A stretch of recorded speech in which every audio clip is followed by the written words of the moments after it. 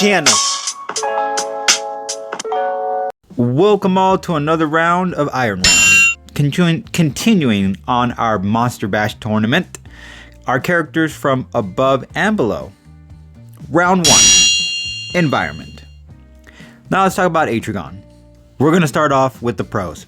He thrives, obviously, in the double hockey sticks, a joke from Michael Scott from The Office. Talking about hell. Sorry. Heck, has all the powers he needs to take the fight to Angela. Now in comics, she has won a throne, but so has Etrigan.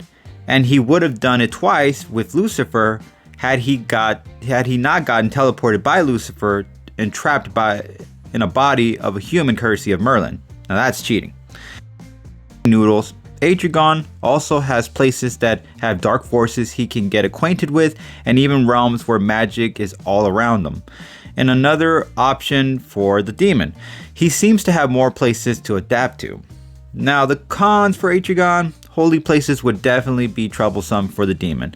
So he still can't kick some booty. He doesn't do well with certain holy weapons, which may result in weakening him, which Angela might take the fight to him after that. Now, let's talk about Angela's pros. She isn't from heaven, but she has shown to thrive in it given her years of growing up there, and in other places that she may not have been for a while, but still blood of the people is Asgard. So 2 places for her to choose from to strengthen herself, and these are truly possibly the only places needed to rely on, as both possess angelic weapons for her to vanquish the demon Etrigan. Plus, it doesn't hurt to have the home field advantage. Now, let's talk about Angela's cons on that end. If Etrigan figures out about these environments quickly, he may conjure a spell to switch the fight to a better odds that favors him, which again, he has 3 places to choose from. Ultimately, though, there has to be one clear winner for this round. Sorry, my mouth is all over the place. I'm like mumbling and stumbling my words. And my pick is Etrigan. Etrigan is solely based on that he had more to choose from, as both can thrive in environments a lot, and the fight could switch based on who's turf. So having extra locations is a bonus. Alright, round 2, Preparation. Let's talk about Etrigan's pros. He has a spellbound type of character, making his magic almost endless with time to prepare. He can find spells to weaken Asgardians or weapons to do that as well. He can obtain more power beforehand. So he can assure his victory. He can ask John Constantine, his pal, about certain spells that might have the even playing field between them, might give them the even playing field. Now let's talk about Etrigan's cons. He's sometimes a tad confident in his capabilities, which could lead to him not finding preparation time necessary, which could lead to his demise depending on what she brings to the table. Now let's talk about Angela's pros. She has places to grab the right weapons to defeat Etrigan, whether that's Asgard or Heaven or both. Each realm possesses weapons that can harm cosmic level beings and armor against demons or powerful elements.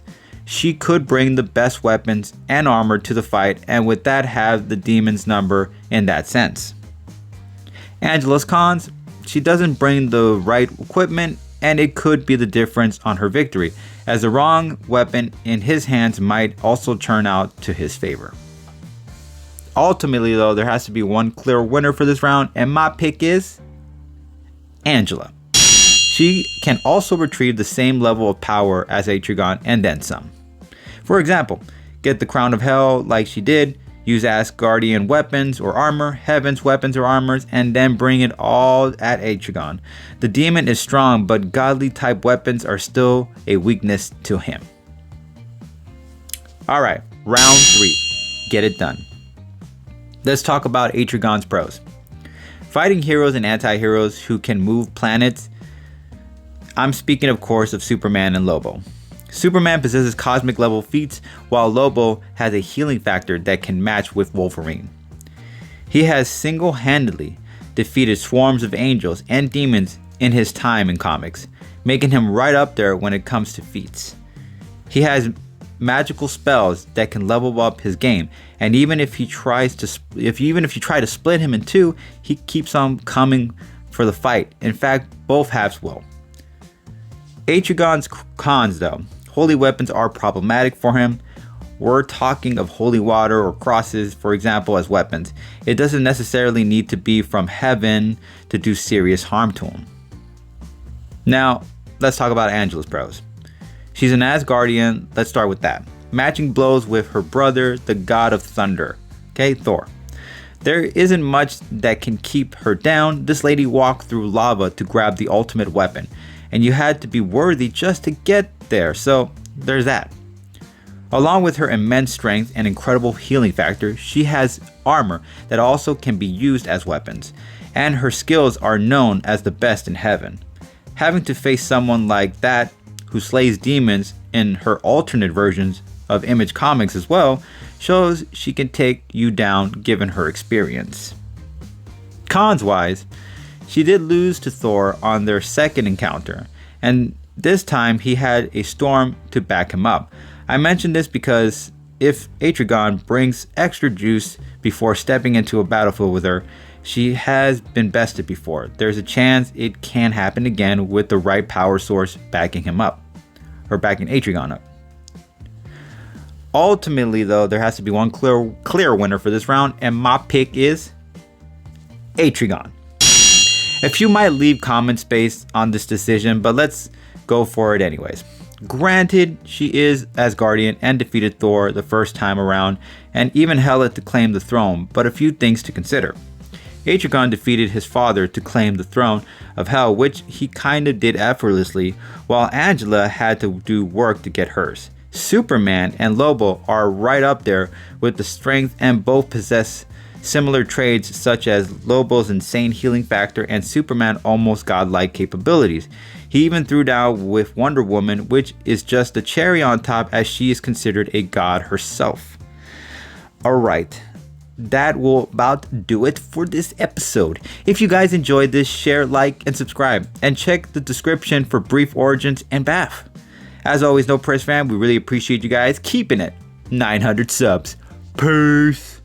Shout out to all my content supporters. We're not working together, but we like to give credit where credit is due. Ivan the Unstoppable for all the knowledge of comic feats, Watch Mojo for origins and for all the background videos, Comic Historian, Comics Explained, and key issues. Go ahead and check them out and tap into the world of comics by supporting other creators.